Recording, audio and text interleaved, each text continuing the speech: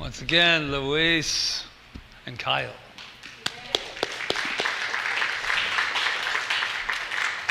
And Reverend Dr. Rita, thank you for your continuous transparency for us here and for your life. And just so you'll know, I went through those 15 years with her, and so to sit there in this moment that these two people came together and healed whatever he didn't know needed is healing as she did. It's just wonder. And it also let me know I must choose carefully what I speak and what I say to someone just in passing, perhaps. Because I like my humor a little bit, so you never know. Sarcasm can cut too. So I have to be aware, but I'm not going to stop being, humorous and funny. But I do believe that it is time that we pause before we speak sometimes, right? Yeah, the title of this talk, I'm not sure it got out there, but it's Recode the Past to Bless the Now. And I believe it was Rev D left us in her talk last week with this two questions. What in your life wants to be seen differently?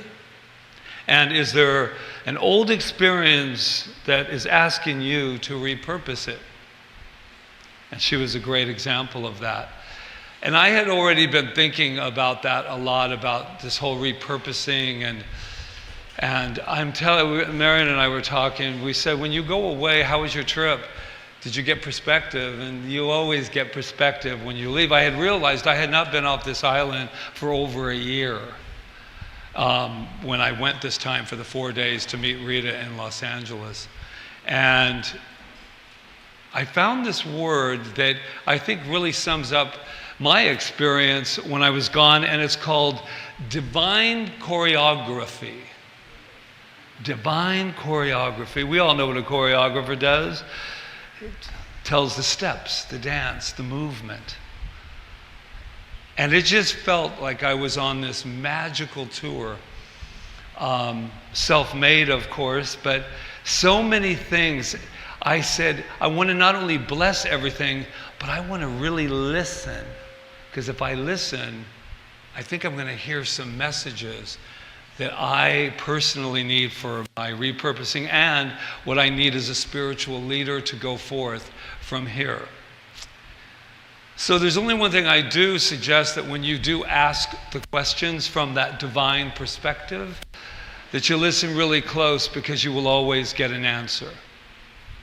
So mine is all about repurposing. And the interesting thing about repurposing, sometimes it comes up like there's something wrong that needs to be fixed. You're like, oh, I have to repurpose this build. No, I think it's really building on what is already there and then shifting it to meet where you are now. And we can say whatever we want and defend the past all we want, but when I look back at the past, unless I'm looking back at it to pick my golden nuggets to help me serve my present now, then it is a waste of time for me personally. So going back into my past, it's all about identity too, isn't it?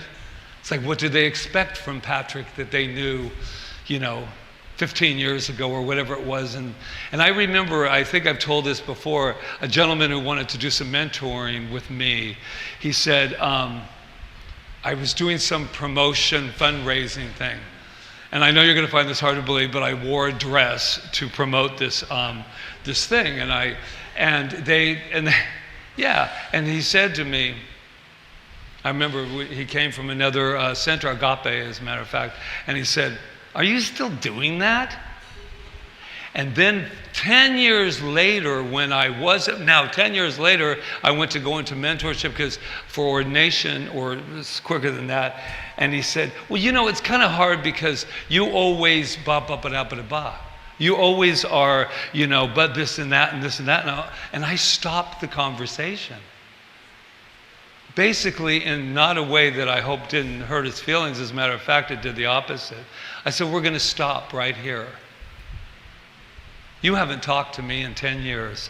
You have not a clue who I am. Not a clue.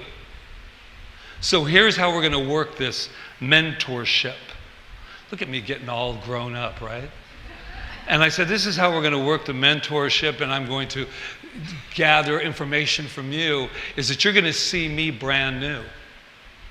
And I'm going to see you brand new. And I'm not pulling the past back with me, because it only freezes us. We know that. And he said, wow, I don't know who you are now, Patrick. I really don't. I'm just using all of my reference from the past at how I saw you, thought of you, judged you, and now we're in. So I think this song tells it. It's a brand new day every day. So I found a little repurposing blueprint, an acronym for Recode. Recode. Something else is wanting to be said now with that. Yeah, I don't know why the Bible just came up, but it did. Psalms, Genesis, I believe it is. Remember that lady that doesn't really have a name, but except for Lot's wife? Remember, what happened to Lot's wife? She turned into salt. Now, we're not going to take this literally, unless you like salt. But I'm just going to tell you, I thought of her this morning because someone's saying you're free. There's going to be a lot of destruction going on back here. There's a lot of destruction in the past here. But guess what? You have an opportunity. You can walk out of here. You can walk out of here. And there's always one thing, right? There's only one thing you can't do. And what is that? Look back. And because we have such attachment sometimes to the past and looking back, we're free. Are we free? Just one little peek. And that peek is poison, as our mystics tell us. Looking back can be poison. So she turns around and she sees all the destruction and she freezes in place and she's not free. I think of that in the same terms when I'm working with myself, the new version of Patrick, the added on version of it. So let's look at this acronym, Recode. The R, recognize the story you've been telling about the past. I told stories so long, I'm going to tell you, that before I could even start to tell you the story, I was so bored that I could barely get the story out. And plus, I wasn't getting the same response, right? Because it's like, here comes Patrick. Now they do it because I show them pictures of quantum. But it used to be the other way around. That's the R. Recognize the story you've been telling about the past. Oh. A few of them. I know nobody in this room, but we've told a few stories about the past. And then the E is extract the lessons, wisdom, and resilience it gave you. That's what I use all the time, reframing, reclaiming, and renaming. So what you do is you take it and you go, wow, you know, my book's all filled with that, right? It's like, how did I look at this and then see it in this, in Palm Springs? We were in Palm Springs and LA. And I read a little excerpt from the book, not to sell books, even though I did sell 10. I did this reading and people were, I said, if you reframe, how do you reframe the story? And they said, this forgiveness story, and I think I've said it to you. I reframe it, how do you forgive? How do you forgive this past without living there, right? And I said to him about my dad. When I stopped saying F you, and I said thank you, I was free. Was he free? I don't know, and guess what? I love it, but I don't care. Because that's my journey now. And so I was locked in the FU till I said thank you, and I was free. So let's extract the good from the past. Choose what? We do it all the time. A higher truth that aligns with who you are now. Did you know you're not the same as even when you woke up this morning? That's good news. And that can work both ways, if you know what I mean. Yeah, it's this idea that I'm brand new. This is a brand new day. Whatever happened yesterday, and I know it sounds cliche, but it's the truth. The only reason that this yesterday has any power over me is because I said, by the way, would you like to come with me? It's called a ball and chain. Now, some of the stuff from yesterday was really lovely. Rita, I liked bringing her with me today because it was a wonderful, wonderful thing that it is. And the O in Recode is open to gratitude for the transformation, always. Oh, I'm so grateful. I'm so grateful. And the D is declare a new meaning that blesses your present and future. The only thing that we can do is bless. Just bless this moment. So I'm going to leave you with a couple of things. The I am. You know I'm the I am. I mean, I am is absolutely, you can trust me this time, guys. They walk very slow to their position. So I love Neville Goddard. I was saying to somebody the other day, he's way back there, and he was saying all the quantum stuff that we think is so brand new now, so Dispenza. Oh, Joe woke up one day and all of hey, listen, he's not your husband. She loves Joe Dispenza, by the way. And I love Joe. We go to bed with him every night. Oh, yeah. We just push the little button and there is Joe.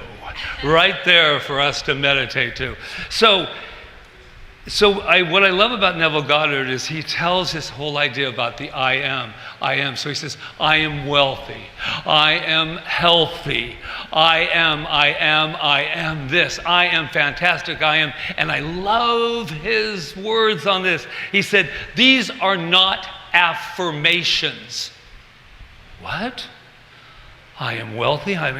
They are access codes to the reality already waiting behind the curtain. Access codes. When I say I am wealthy, we mean it. When we say healthy, we say anything besides health. You're out of here. You're out of here. I'm kicking you to the curb. Why? Because I can. Then you go, well, yeah, but what happens if it doesn't go to the curb? Well, then I just kick it again. But the thing is not to be angry. It's not to be angry when we're letting go of something. We're so ready to get rid of it, right? What happened in its place? I gotta release, I gotta get, I'm free. And you know what, it just will fill back up with something. And so it might as well be in our favor. And the last quote that I have by Neville, remain loyal to the new version of you, even when the third world mocks it. I'm going to say that again. Remain loyal to the new version of you. We're very scared sometimes to let go of that identity that we have come to know, even if it's an identity that's not serving us. But when you become loyal and you say, yes, yeah, this is the version of me. Even when the third world, that's the world of conditions, when I say I'm wealthy, and the third world, 3D world says what? Have you looked at your checkbook? You say, I am healthy. Have you looked at the diagnosis? I am creative. Really? There are so many people more creative than you. Don't you love the 3D world? It's the world of conditions. The world of conditions says, no, you can't. And I used to have a problem with that. But I don't anymore. Because anybody that tells me that I cannot do this, one, I'm going to show you. That's the inner child. And the second part is, sometimes the people that told me, you're not good enough, were scared that I was going to be good enough, which would make them feel not good enough. And so it's not only important what we say, but it's also how we hear and how we listen. So we have a whole new day ahead of us. I see you. I see this version of you wherever you are in this day, and it is more than magnificent. It's who you are. The I am that I am.